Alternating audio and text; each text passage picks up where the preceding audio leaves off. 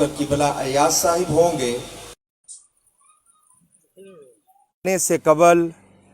میں اگر مختصراً کہوں کہ اس وقت پاکستان کے جس منصب پہ وہ فائز ہیں، امت کی فکری نظریاتی رہنمائی کرنے کا ان کے کندھوں پہ جو بوجھ ہے اور جسے وہ کما حقہ ادا کر رہے ہیں، تو میں بلا جھجک کہہ سکتا ہوں کہ ہمیں ڈاکٹر قبلہ ایاز صاحب کو ہمدرد ملت کے طور پہ جاننا چاہیے۔ تو میں پاکستان کے معروف دانشور، محقق، ماہر تعلیم، استاذ، پاکستان اسلامی نظریاتی کونسل کے پچھلے کئی سالوں سے چیئرمین جناب محترم مکرم ڈاکٹر قبلہ ایاز صاحب سے ملتمس ہوں کہ وہ آئیں اور خدمت خلق سوسائٹی ہیل کی آج کی اس عید ملن پارٹی کے شرکاء کو اپنے قیمتی خیالات سے نوازیں۔ اور 5 منٹ کی بات سر وہ بالکل ختم ہے، آپ 5 کے 50 منٹ بھی کر سکتے ہیں سر۔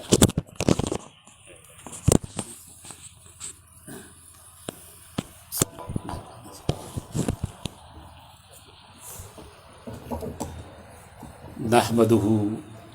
ونصلی ونسلم علی رسولہ الکریم۔ فاعوذ باللہ من الشیطان الرجیم، بسم اللہ الرحمن الرحیم۔ والعصر ان الانسان لفی خسر الا الذین آمنوا وعملوا الصالحات وتواصوا بالحق وتواصوا بالصبر، صدق اللہ العظیم۔ بہت ہی میرے محترم مکرم دوست رہنما، آج کی اس تقریب کے میزبان جناب حضرت علامہ عبدالقدیر خاموش صاحب، خدمت خلق سوسائٹی ہیل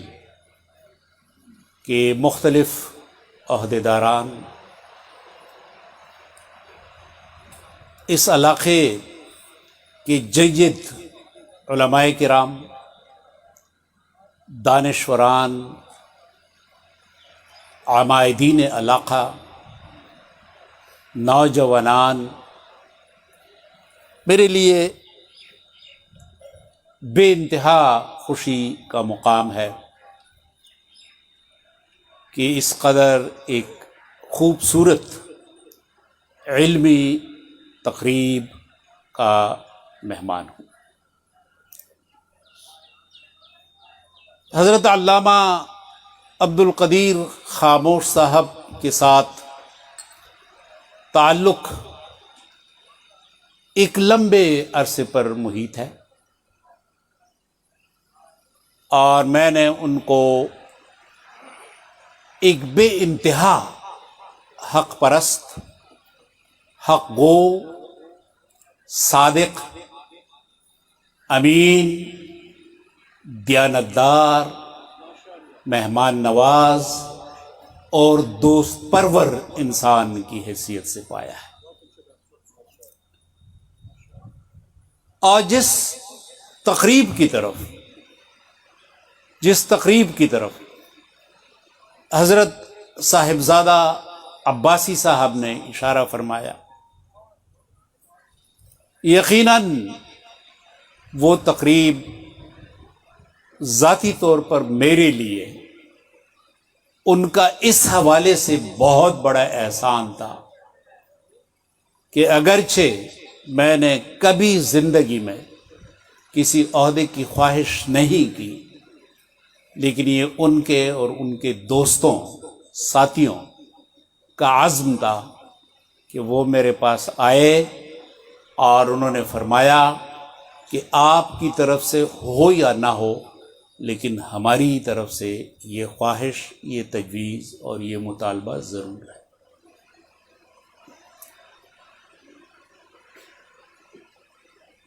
تو یقیناً وہ تجویز، وہ مطالبہ پالیسی سازوں، حکمرانوں، فیصلہ کرنے والوں تک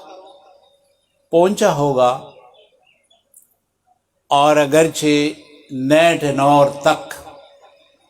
163 دن یعنی 5 مہینے اور 13 دن کا تعطل تو رہا، لیکن بالآخر حکومت نے وہی فیصلہ کیا جس کی تجویز، جس کا مطالبہ حضرت علامہ ڈاکٹر عبد القدیر خامور صاحب نے کیا تھا۔ باقی جہاں تک میرا تعلق ہے تو مجھے اعتراف ہے کہ فارسی میں کہتے ہیں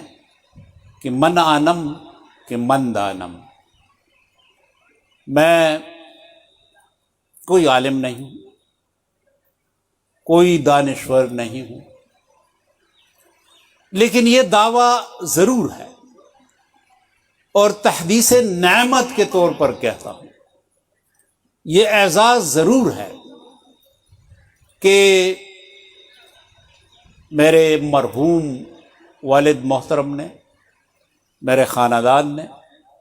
ہمیشہ علماء کے ساتھ نشست رکھی، علماء کی خدمت کی، علماء کا ساتھ دیا، اور بچپن ہی سے ہم اپنے آس پاس مختلف مکاتب فکر کے علماء دیکھا کرتے تھے، اور اس وجہ سے شیخ سعدی رحمہ اللہ نے جس طرح گلستان سعدی میں ان کی ایک نظم ہے، یقیناً میں اپنے آپ کو اس نظم کا مصداق سمجھ سکتا ہوں۔ شیخ سعدی صاحب کی نظم ہے، گلے خوشبوئے در حمام روزے، رسید از دست محبوبے بدستم، بہو گفتم کہ مشک یا عبیرے، کہ از بوئے دلاویزے تو مستم، بگفتہ من گلے ناچیز بودم، بگفتہ من گلے ناچیز بودم، ولیکن مدت باگل نشستم، جمال ہم نشی در من اثر کر، وگرنہ من ہما خاکم کہ ہستم۔ ایک مٹی کا ٹکڑا، پوچھا گیا کہ تم سے خوشبو کیوں آ رہی ہے؟ تو مٹی کے ٹکڑے نے کہا کہ ایک مدت میں نے پھول کی معیت میں گزاری ہے، تو اس ہم نشین کی خوشبو کا اثر میرے اندر بھی سرایت کیا گیا۔ علماء کی محفل، علماء کی صحبت، علماء کی نشستیں، علماء کے ساتھ مجلسیں، ان کو دیکھنا، ان کو سننا، اس کی وجہ سے میں یہ سمجھتا ہوں کہ یہ کچھ باتیں، کچھ گفتگو، کچھ انتظامی صلاحیتیں جو اگر قوم یا حکومت سمجھتی ہے کہ میرے اندر ہیں، تو اس کا اعزاز، اس کا کریڈٹ علماء کرام کو جاتا ہے۔ ہماری یہ بدقسمتی ہے کہ جہاں ہم اپنے نصاب کے اندر،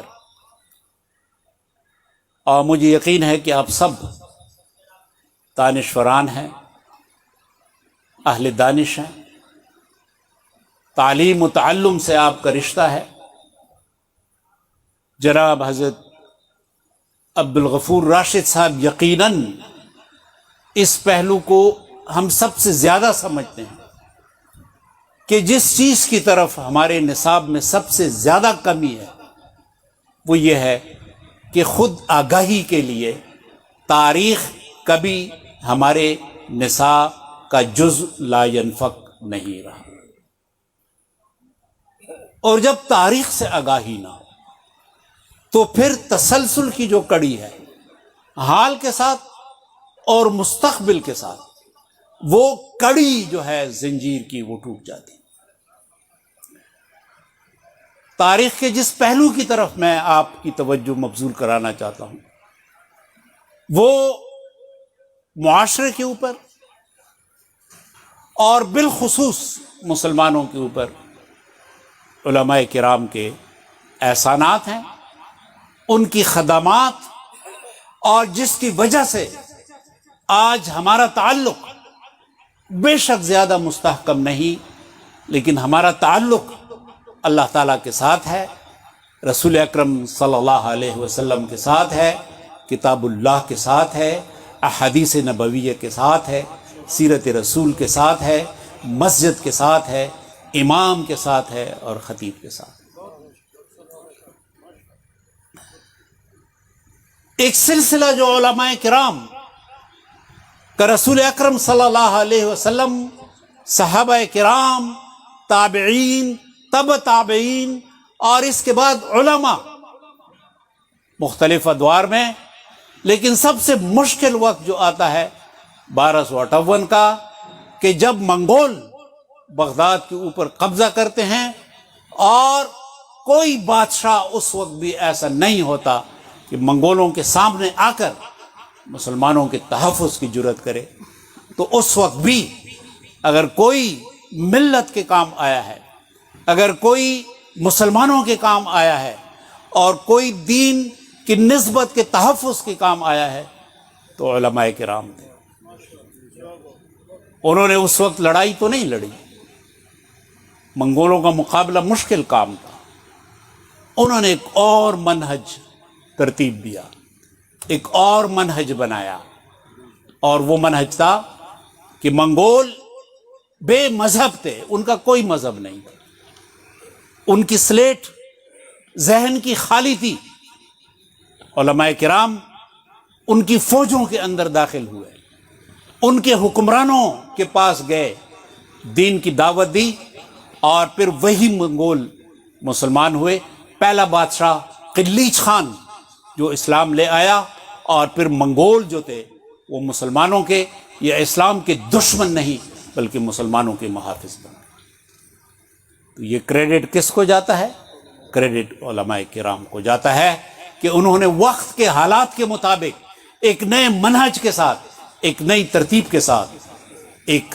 جابر حکمران گروہ کو ایک اصلاح کی صورت دی، دین کی طرف لے آئے. اور قلیچ خان جب مسلمان ہوئے تو تمام منگول مسلمان ہو گئے. اور یہی وہ پہلو ہے کہ جس کے لیے علامہ اقبال نے کہا کہ پاسباں مل گئے کعبے کو صنم خانے سے. تو علماء کرام کا اتنا بڑا احسان کہ ایک بہت بڑا ایک آزمائش کا وقت، ایک ابتلا کا وقت، لیکن اگر علماء اس وقت یہ منہج اختیار نہ کرتے تو شاید آج ہم آس پاس اذانوں کی آواز نہ سنتے،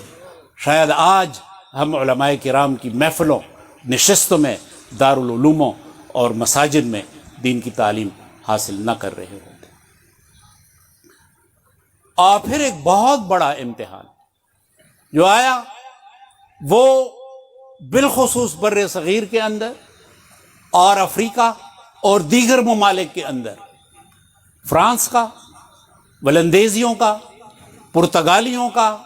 اور برطانوی استعمار، کہ جب انہوں نے پوری دنیا کے اوپر قبضہ کیا بشمول بر صغیر کے، تو اس وقت ایک حکم کے ذریعے لوگ کہتے ہیں قانون کی اہمیت کیا ہے؟ قانون کی اہمیت ہے کوئی جبر نہیں، کوئی زور نہیں، صرف ایک مختصر سا قانون، 2 سطری قانون، 2 لائن کا قانون، کہ تمام وقف املاک حکومت کے قبضے میں آ گئے. چنانچہ جب وقف افلاق حکومت کے قبضے میں آ گئی تو پھر تمام مدارس جن کی مالی مدد ان وقف املاک سے ہوا کرتی تھی، تمام مساجد